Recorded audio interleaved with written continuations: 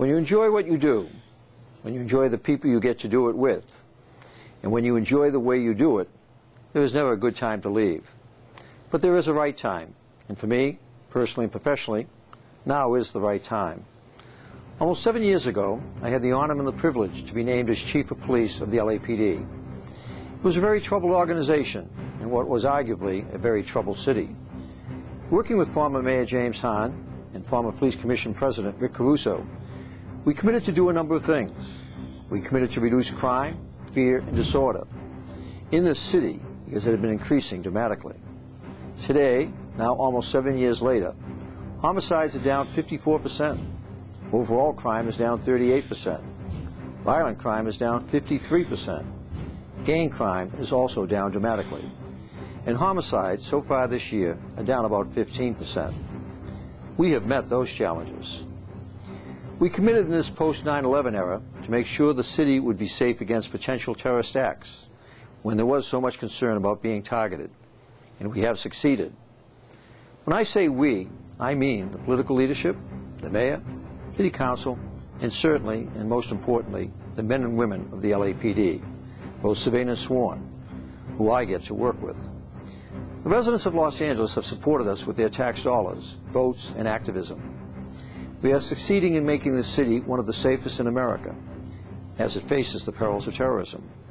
In doing so, we established the LAPD as one of the most widely respected law enforcement agencies in the world on issues of counterterrorism. We also committed to deal with the issue of the consent decree, the largest consent decree ever agreed to in the United States. While it took us longer than anticipated, within the last several months, we finally achieved compliance.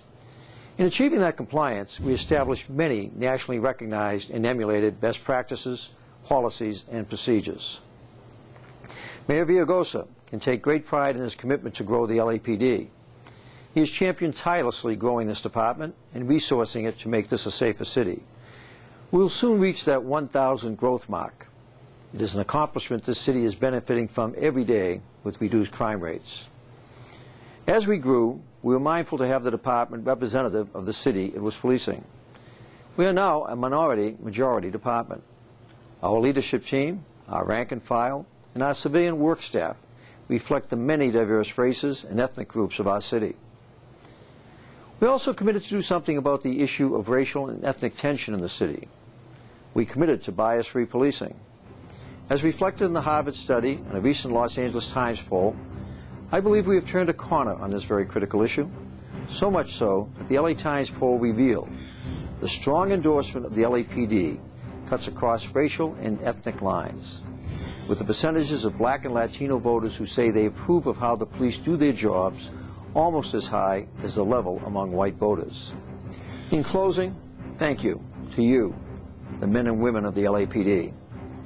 Through your exemplary and extraordinary hard work and commitment, I believe we have achieved great things. You gave me an outstanding story to tell, and I had the honor and privilege to tell it. I hope I told it well.